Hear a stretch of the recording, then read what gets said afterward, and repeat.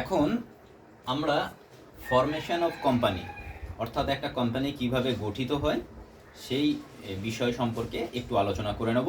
এটা তোমরা খুব মন দিয়ে শুনবে। ফরমেশন অফ কোম্পানি কিভাবে আমরা করে থাকি। দেখো, প্রথম পয়েন্টটা আছে উদ্যোগ অর্থাৎ প্রমোশন। অর্থাৎ একটা কোম্পানি স্থাপন করবার জন্য কিছু মানুষের প্রয়োজন হয় যারা ওই কোম্পানিটা স্থাপন করতে উদ্যোগী হয়, যাদেরকে আমরা ইংরেজিতে প্রমোটার বা এন্ট্রিপ্রেনিয়ার বলে থাকি। ঠিক আছে? তো স্বাভাবিকভাবেই যে কোনো কোম্পানি গঠনের ক্ষেত্রে এরকম কিছুজন ব্যক্তি থাকে। তো আমরা এর আগেও দেখেছি যে ঘরোয়া কোম্পানির ক্ষেত্রে মিনিমাম 2জন, বা পাবলিক কোম্পানির ক্ষেত্রে, পাবলিক লিমিটেড কোম্পানির ক্ষেত্রে 7জন এরকম উদ্যোক্তার প্রয়োজন হয়। নেক্সট পয়েন্ট যেটা, সেটা হচ্ছে যে রেজিস্ট্রেশন বা নিবন্ধন। অর্থাৎ উদ্যোগী তারা একটা কোম্পানি বা ব্যবসায়ী প্রতিষ্ঠান স্থাপন করবে সিদ্ধান্ত নেওয়ার পর তাদের কিছু ফর্মালিটিস থাকে, তারা সেই কোম্পানির রেজিস্ট্রেশন করতে হয়। আমরা বলেছি যে ইন্ডিয়ান কোম্পানিজ অ্যাক্ট অনুযায়ী সেখানে রেজিস্ট্রেশন করতে হয়। তো সেই রেজিস্ট্রেশনের জন্য কি কি প্রয়োজন হয় সাধারণত, দেখো, ওই কোম্পানির উদ্যোক্তারা তারা নিজেদের মধ্যে বেশ কিছু নিয়মকানুন পালন করে থাকে। যেমন ধরো, memorandum of association, article of association, prospectus.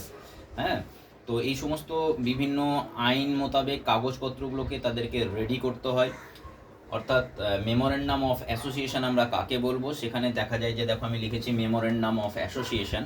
ওকে, এটা হচ্ছে একটা কোম্পানির গুরুত্বপূর্ণ দলিল, যেখানে কোম্পানির নাম, কোম্পানি কী উদ্দেশ্যে গঠিত হয়েছে, কোম্পানির ঠিকানা অর্থাৎ অবস্থান ইত্যাদি বিষয়গুলো, কোম্পানির সিলমোহর, ছাপ ইত্যাদি বিষয়গুলো সেখানে উল্লেখ করা থাকে, বা এই ধরনের একটা আইনি কাগজপত্র তৈরি করতে হয়। আর্টিকেল অফ অ্যাসোসিয়েশন কি? আর্টিকেল অফ অ্যাসোসিয়েশন হচ্ছে কোনো একটা কোম্পানির অভ্যন্তরীণ যে পরিচালনা ব্যবস্থা সেটা কিভাবে হবে না হবে তার দলিলপত্র। অর্থাৎ সেখানে উল্লেখ থাকবে যে কোম্পানি পরিচালক মণ্ডলী কারা হবে, কোম্পানিতে কিভাবে শেয়ার বিলি করা হবে, শেয়ার কিভাবে, তোমার শেয়ারের অর্থ কিভাবে সংগ্রহ করা হবে, কোম্পানির লাভ হলে সেই লাভ কিভাবে শেয়ার মালিকদেরকে দেওয়া হবে। এরকম বিবিধ কোম্পানির অভ্যন্তরীণ বিষয়গুলো আর্টিকেলস অফ অ্যাসোসিয়েশন বলে যে দলিল, সেই দলিলে কিন্তু লেখা থাকে, আইনের একটা অংশ আর কি। এরপর প্রসপেক্টাস, মানে সেখানে কোম্পানি সম্পর্কে বিবরণী দেওয়া থাকে। কোম্পানি সম্পর্কে বিবরণী দেওয়া থাকে কাদের উদ্দেশ্যে না, যখন জনগণের কাছে শেয়ার বিক্রির জন্য, শেয়ারপত্র বিক্রির জন্য অ্যাডভার্টাইজমেন্ট করা হয়, তখন সেই অ্যাডভার্টাইজমেন্টের সঙ্গে প্রসপেক্টাসটাতে জনসাধারণকে জানানো হয়। যেমন ধরো, তোমরা কোনো স্কুলে ভর্তি হতে যাচ্ছ বা কোনো কলেজে ভর্তি হতে যাচ্ছ, তো আমরা কি করি, যখন কলেজের ফর্ম দেওয়া হয় বা স্কুলের ভর্তি ফর্ম দেওয়া হয়, তার সঙ্গে একটা প্রসপেক্টাস দেওয়া থাকে। অর্থাৎ ওই স্কুল সম্পর্কে বিভিন্ন বিষয় বা ইত্যাদিগুলো লেখা থাকে। তো প্রসপেক্টাসটা কোম্পানির ক্ষেত্রেও এরকম একটা বিবরণীপত্র, যেখানে এই সমস্ত বিষয়গুলো লেখা থাকে। এরপর দেখো, statement in Liu of prospectus. অর্থাৎ অনেক ক্ষেত্রে দেখা যায় যে কোম্পানি হয়তো কোনো কারণবশত প্রসপেক্টাসটা করেনি, তো সেক্ষেত্রে জনসাধারণের কাছে শেয়ার বিলি করতে গেলে জাস্ট তার 3 দিন আগে রেজিস্ট্রারের কাছে কিন্তু statement in Liu of prospectus এইটা কিন্তু জমা দিতে হয় পাবলিক লিমিটেড কোম্পানির ক্ষেত্রে, তাহলেই তারা জনসাধারণ কিন্তু শেয়ার বিক্রি করতে পারে। নেক্সট আর একটা আইটেম আমি এখানে লিখেছি, দেখো, প্রিলিমিনারি এক্সপেন্সেস। দেখো, এই যে কাজকর্মগুলো আমরা করছি, অর্থাৎ আমরা বলতে উদ্যোক্তা যারা করছে, এন্ট্রিপ্রেনিয়ার বা প্রমোটার, তারা কি করছে, যে কোম্পানি রেজিস্ট্রেশনের বিভিন্ন আইনি কার্যকলাপগুলো করছে, যার জন্য মেমোরেন্ডাম অফ অ্যাসোসিয়েশন করছে, আর্টিকেল অফ অ্যাসোসিয়েশন করছে, প্রসপেক্টাস ছাপাচ্ছে। তো এগুলো ধরো আইনের লোকদেরকে দ্বারা করতে হবে, তাই না, লিগ্যাল পার্সনদেরকে দিয়ে দ্বারা করতে হবে, যাতে সেটা আইনগতভাবে আইনের দৃষ্টিতে যাতে তারা সেটা ঠিকঠাক হয়। সেটা তো ধরো ব্যবসায়ী ক্ষেত্রে সম্ভব না। তো সেই সমস্তগুলো করতে গিয়ে বেশ কিছু প্রাথমিক কাজের প্রয়োজন হয়, এবং এই যে রেজিস্ট্রেশন করা হবে তার জন্য একটা খরচ আছে। তো এই যে সমস্ত প্রাথমিক যে খরচগুলো একটা কোম্পানি স্থাপনের ক্ষেত্রে বা একটা কোম্পানি গঠনের ক্ষেত্রে, সেই খরচগুলোকে আমরা একসঙ্গে বলি প্রিলিমিনারি এক্সপেন্সেস। ওকে, এরপরে আর একটা টার্ম লিখেছি আমি, দেখো, মিনিমাম সাবস্ক্রিপশন।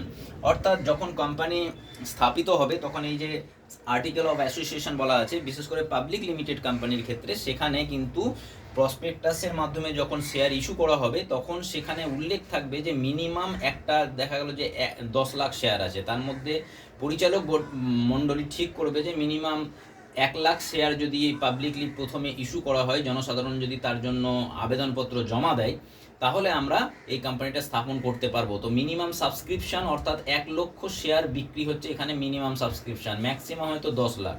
ঠিক আছে, সেই মিনিমাম সাবস্ক্রিপশন জমা হলে তখন কিন্তু কোম্পানি রেজিস্ট্রিকৃত হয়ে থাকে এবং সেক্ষেত্রে কোম্পানি তার কার্যকলাপ শুরু করতে পারে।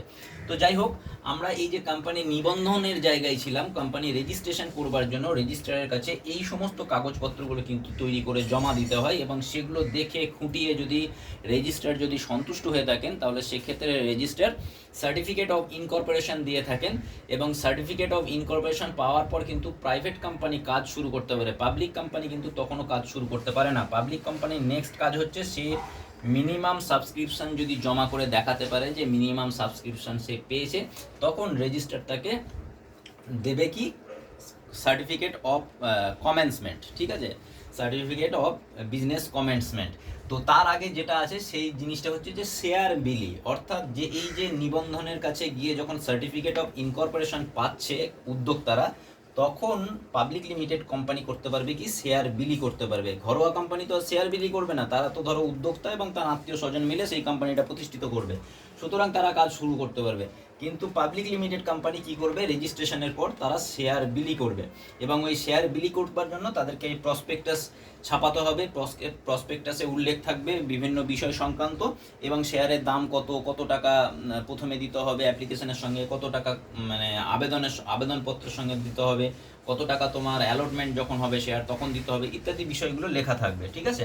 তো এই শেয়ার বিলি হয়ে যাওয়ার পর যদি সেই মিনিমাম সাবস্ক্রিপশনের জায়গায় যদি পৌঁছাতে পারে কোম্পানি, পাবলিক লিমিটেড কোম্পানি, অর্থাৎ ওই অতগুলো শেয়ার, ধরো নতুন কোম্পানি তো অনেক মানুষ তো প্রথমেই কোম্পানির দিকে আগ্রহী হয় না, পুরনো কোম্পানি শেয়ার বিক্রি করছে তার শেয়ার সবাই কিনবে, জানে হ্যাঁ এই কোম্পানিটার খুব নাম আছে, কিন্তু নতুন কোম্পানি করতে গেলে মানুষের মনে একটা ভয় থাকে, টাকা মেরে দেবে কিনা, আদৌ এর ব্যবসা চলবে কিনা, সুতরাং জনসাধারণ এগুলো না জেনে তো আর সেখানে বিনিয়োগ করবে না।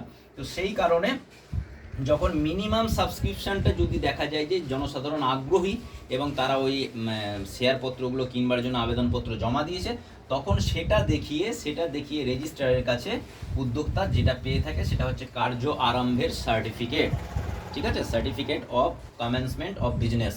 ওকে, তাহলে সেটা যখন পেয়ে যায় তখন কিন্তু কোম্পানি তার কার্য শুরু করতে পারে এবং কোম্পানি ফরমেশন মোটামুটি কমপ্লিট হয় এবং এই সার্টিফিকেট পাওয়ার পর 1 মাস থেকে 6 মাসের মধ্যে স্ট্যাটিউটারি মিটিং করতে হয়, স্ট্যাটিউটারি বা বিধিবদ্ধ সভা, যেটা আমরা একটু আগে আলোচনা করেছিলাম, সেই মিটিংটা করতে হয়। তাহলে আমরা আলোচনা করলাম ফরমেশন অফ কোম্পানি, এটা আমাদের এতটা পর্যন্ত আলোচনা হলো। তোমরা একটু ভালো করে পড়বে বিষয়টা, জিনিসগুলো প্রত্যেকটা জিনিস ভালো করে মাথায় রাখবে। ওকে।